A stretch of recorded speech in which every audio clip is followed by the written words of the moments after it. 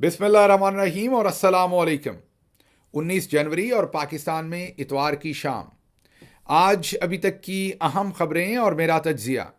सबसे पहली खबर आपके सामने नए नवेले सदर ट्रंप की रखते हैं, जिन्होंने कल अभी हल्फ लेना है, लेकिन उन्होंने आज ही अमेरिका के अंदर एक तड़थल्ली मचा दी है। वो अमेरिकी चौधरी निजामुद्दीन को सीधे ही टकरा गए हैं।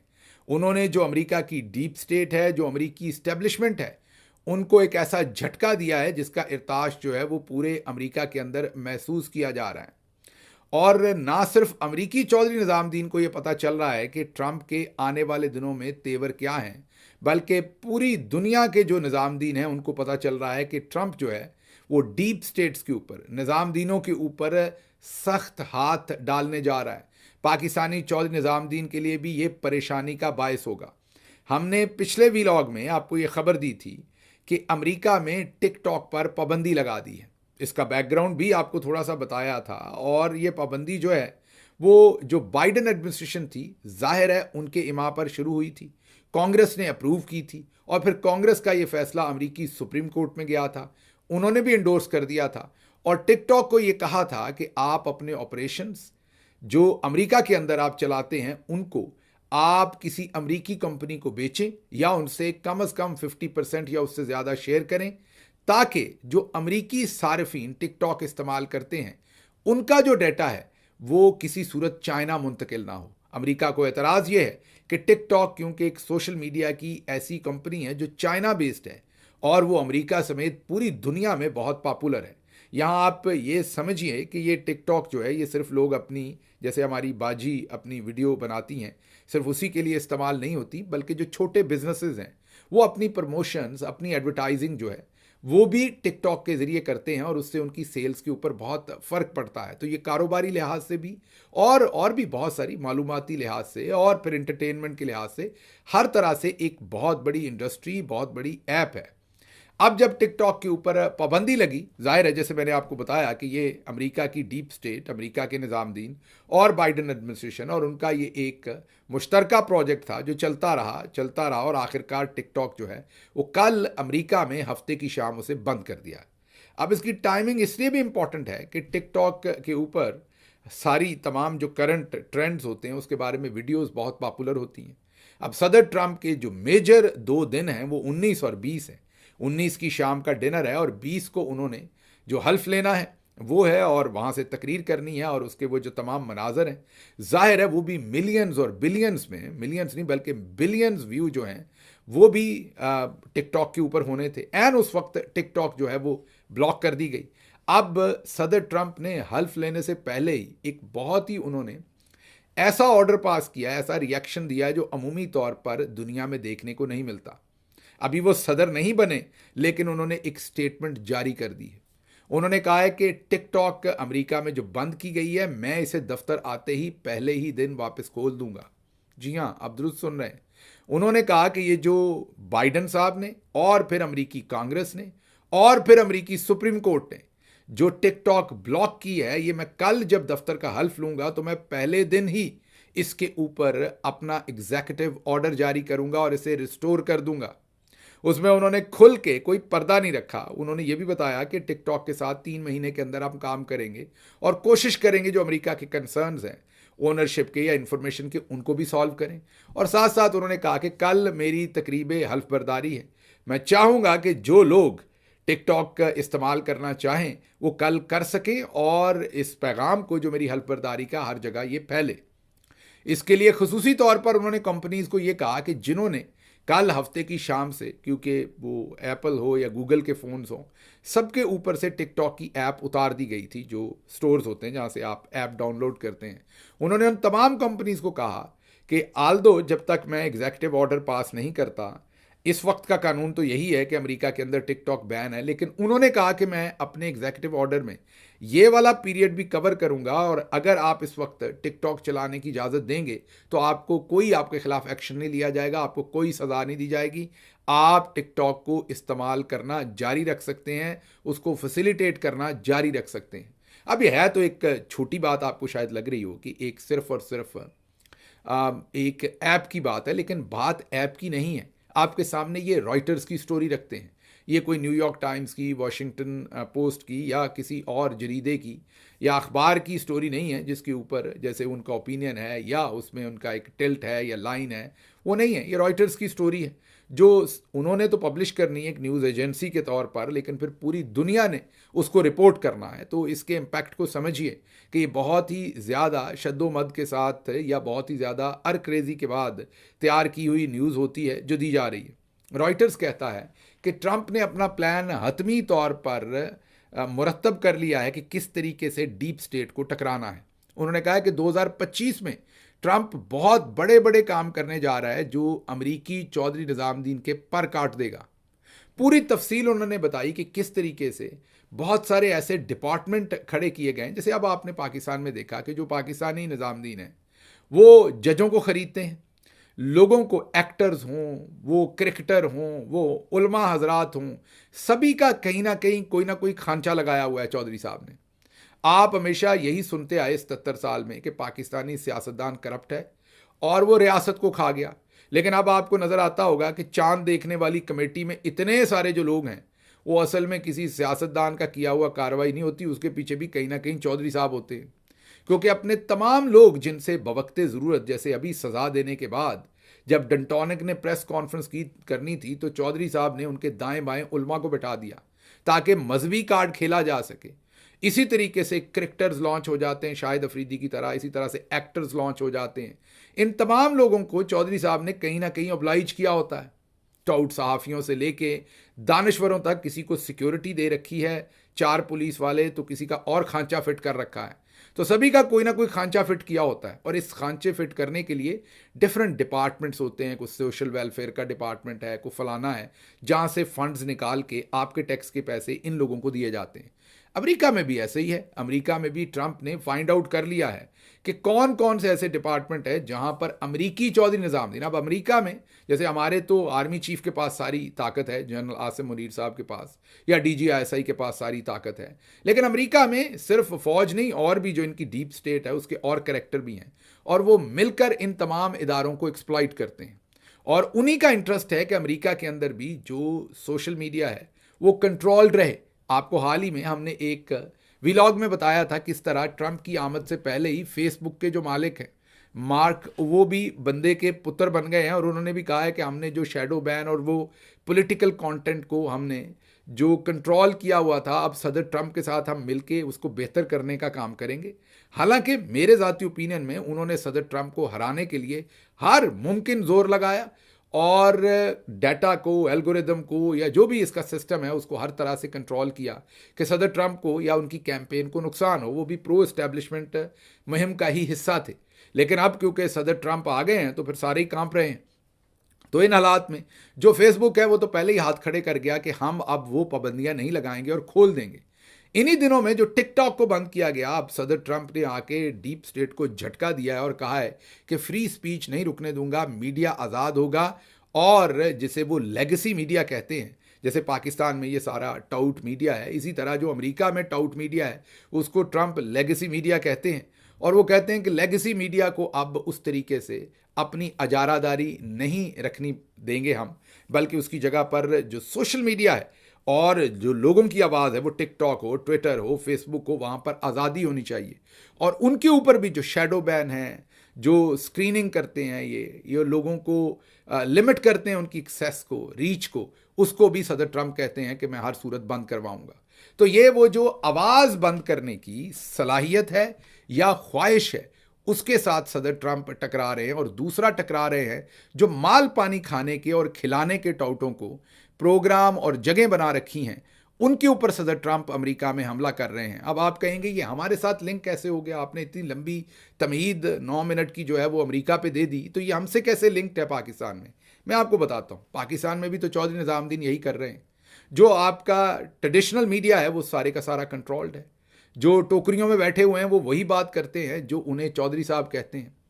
और उसके बाद आपके सामने सोशल मीडिया आ गया। ट्विटर को तो बैन कर दिया, उसको तो हम चलने नहीं दे रहे, वो तो बंद है। तो उसकी आवाज़ तो काफ़ी सारी हमने गला घूंट लिया। जो वीलॉग्स लोग करते हैं वो जाहिर है उनको आपने देख ही लिया पाकिस्तान के अंदर के वीपीएन ना इस्तेमाल करें तो कई जगहों पर हमारे वीलॉग्स चलते ही नहीं हैं, ज़्यादातर जगहों पर नहीं चलते। आपको ये भी नज़र आ जाता है कि एक वीलॉग एक दिन हमारा 4 लाख देखा जा रहा होता है, दूसरे दिन 4.5 लाख देखा जा रहा होता है, तीसरे दिन 1.5 लाख देखा जा रहा होता है। ये जब ये सारी सेंसरशिप नहीं होती तो आपको, या जिस चीज़ पे सेंसरशिप नहीं है, जिन लोगों के वीलॉग्स के ऊपर उस तरह की कड़ी सेंसरशिप नहीं होगी, आप वहाँ कंटिन्यूटी देखेंगे, जो भी कम हो या ज़्यादा हो व्यूअरशिप, लेकिन कंटिन्यूटी देखेंगे। लेकिन जिनके ऊपर कड़ी सेंसरशिप हो वहाँ आपको एक बड़ी तब्दीली होती हुई नज़र आएंगे। इशू टू इशू, जिस इशू के ऊपर चौधरी साहब को गुस्सा ज़्यादा होगा उस वीलॉग की आवाज़ दबा देंगे। हम पर मतलब हमारे जो तहरीक इंसाफ का सोशल मीडिया है पूरे का पूरा, उसके ऊपर कितने प्रेशर है वो आपके सामने है। बार बार आपने देखा कि बहुत सारे लोग अंदर और बाहर से टेलीविजन पर आकर बैठ गए। किसी ने कहा कि इमरान खान का ट्विटर अकाउंट पाकिस्तान में ले आओ, किसी ने कहा ये जो बाहर इंतशारी टोला बैठा हुआ है ये सब कुछ करवा रहे हैं, किसी ने कहा मुज़ाकरात कामयाब ये नहीं होने दे रहे, किसी ने कहा कि ऐसे ट्वीट कर देते हैं कि जो पीछे माहौल बना होता है वो ख़राब हो जाता है। कभी जबरान अलियास के ऊपर एआई की कोई ना कोई फिल्म बनाई जाती है, कभी अजहर मशवानी, कभी दूसरे जो सोशल मीडिया के प्लेयर्स हैं उन्हें टारगेट किया जाता है, तो कभी मोईद पीरजादा का गला घोंटने की कोशिश की जाती है और कहा जाता है इनकी आवाज़ बंद करवाएं, ये ले दे गए हैं हमें, और उसके लिए उन्हें मुल्क दुश्मन और पता नहीं क्या क्या प्रोपेगेंडा किया जाता है। इसी तरह से इमरान रियाज हो, साबिर शाकर हो, दूसरे तमाम लोग, उनको टारगेट किया जाता है जितना भी किया जा सके। और उसके साथ साथ आपने देखा कि मुझ पर पिछले सिर्फ चंद दिन के अंदर अंदर 10 एफआईआर्स नई दे दी गई हैं, और हमने आपको वीडियो सुनवाई थी जिसमें एडिशनल डायरेक्टर एफआईए कह रहे थे कि 50 एफआईआर्स करने की, 50 अकाउंट्स हैं, 50 चीज़ें हमने पकड़ी हैं, हाँ 10 के ऊपर हमने एफआईआर कर दी हैं, बाकी रहती हैं, तो 40 और एफआईआर्स की जानी है। और पैगाम आ रहे हैं, हर जगह से पैगाम आ रहे हैं कि या तो आप अपना वीलॉग करना बंद कर दें, या आप डायरेक्ट जनरल आसिम मुनीर साहब का नाम लेना और दूसरे लोगों का नाम लेना बंद कर दें, और अगर आप ये नहीं करेंगे तो आपको मजीद इबरत का निशान बना देंगे, केसेस भी और होंगे, और आपके ऊपर ऐसी ऐसी जगहों से हमले करवाएंगे कि आप सोच नहीं सकते। अब जाहिर है जब तक आपकी मदद है और अल्लाह ने हमें हौसला दिया है, हम ये काम करने की कोशिश करेंगे। अगर हमारी कहीं पर हौसले ने जवाब दिया, और ये भी मेरा आपसे वादा है कि 2 नंबरी नहीं करेंगे, अगर कहीं पर मजबूर हुए तो आपके सामने बताएंगे ज़रूर कि ये मजबूरी है, उस वजह से ये काम कर रहे हैं। आपको बिल्कुल भी लपेट कर मंजन नहीं बेचेंगे कि वो मैं कौम के वसीतर मफाद में ये कर रहा हूँ या फ़लाँ मफाद में। मेरे ख्याल में सबसे इम्पॉर्टेंट इस वक्त जो जंग है वो सच की है, बयानिए की है। अगर आप अपना सच नहीं बोल सकते तो फिर कोई फ़ायदा नहीं बाकी किसी भी सहूलत का।